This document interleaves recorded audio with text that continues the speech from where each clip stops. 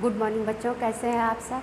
बच्चों, आप से मैं उम्मीद करती हूँ कि आप लोग अपनी क्लास में रेगुलर बने रहेंगे और रेगुलर अपनी क्लास आप लेंगे। और जो बच्चे नहीं ले रहे हैं उनसे आप बता दीजिए कि बच्चों ऑनलाइन क्लासेस जो हैं वो स्टार्ट हो गई हैं और पढ़ाई आप नियमित रूप से करते रहिए। तो बच्चों, कक्षा 8 के स्टूडेंट के लिए आज आया है चैप्टर आपका आधुनिक काल में विश्व। आप यही पाठ पढ़ रहे हैं, पहला चैप्टर आधुनिक काल में विश्व। तो इसमें अब तक आपने पढ़ा कि आधुनिक समय में किस तरह से विश्व का प्रवेश हुआ और इसमें आधुनिक युग का आगमन कैसे हुआ, विश्व में आधुनिक युग का आगमन किस तरह से हुआ। तो जैसा कि आप लोगों ने पढ़ा था कि वास्को डी गामा जो एक नाविक था और उसने समुद्र मार्ग को खोजने के लिए यात्रा पर निकला। 1498 ईस्वी में वह भारत के कालीकट यानी केरल के बंदरगाह पर पहुंचा और इसी तरह से कोलंबस वो 1492 ईस्वी में पश्चिमी समुद्री मार्ग से वह बहामा द्वीप तक पहुंचा और वो अपने जीवन काल के अंत समय तक वो कोलंबस जो था वो बहामा द्वीप को भारत ही समझता रहा। इसी तरह से बच्चों, मैगलन ने भी पूरी दुनिया का चक्कर लगाने का प्रण किया था और इन जो नाविकों के माध्यम से ही पूरा विश्व जो था वह आधुनिकता के बहाव में बहा। आधुनिकता का प्रवेश तभी हुआ, एक दूसरे के देशों से आना जाना हुआ, व्यापार हुआ, जिसके कारण उनकी आर्थिक संपन्नता जो थी वह भी बढ़ी और इसी तरह से मानव जो था वह प्रेरणा मानव के अंदर एक तर्क का विकास हुआ और व्यापार को में नई क्रांति का जन्म हुआ। इसी तरह से यूरोप में भी परिवर्तन हुआ।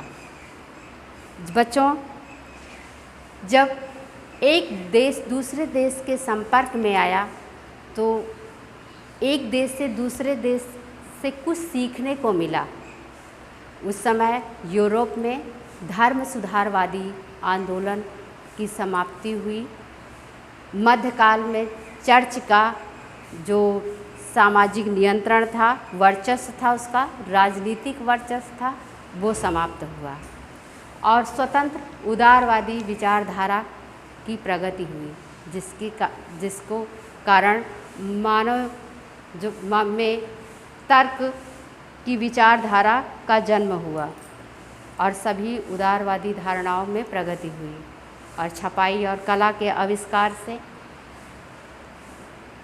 विज्ञान को आधुनिक शिक्षा के रूप में दिया गया। जब विज्ञान का प्रवेश आधुनिक शिक्षा में हुआ तो यूरोप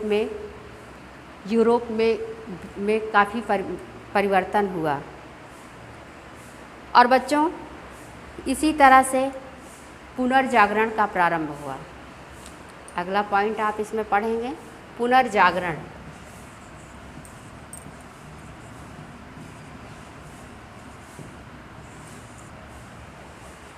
तो सबसे पहले आप ये समझिए कि पुनर्जागरण है क्या। धर्म के ठेकेदारों से मुक्त होकर शांतिपूर्ण प्रयासों का नाम ही पुनर्जागरण है।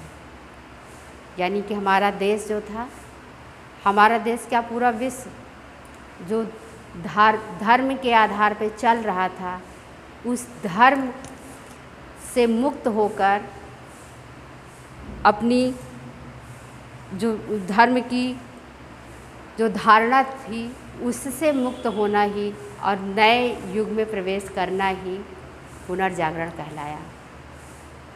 बच्चों, पुनर्जागरण मध्य युग के अंतिम काल में इटली में पुनर्जागरण का प्रारंभ हुआ।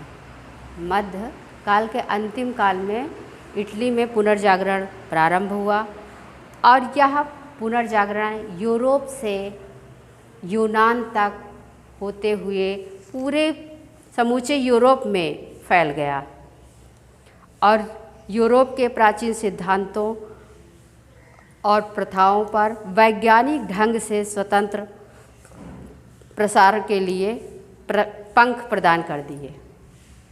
यूरोप में ये जैसे जैसे पूरे विश्व में फैला, सबसे ज़्यादा प्रगति पुनर्जागरण की यूरोप में हुई। यूरोप के वासियों के तो जैसे पर ही निकल आए, वो चर्च की जो धार्मिक नीति से बंधे हुए थे उससे वो स्वतंत्र हो गए। तो बच्चों, आज के लिए बस इतना ही, और आगे पुनर्जागरण के बारे में हम नेक्स्ट वीडियो में आपको बताएंगे। पूरी डिटेल में इसकी जानकारी आप लेंगे। तब तक के लिए धन्यवाद।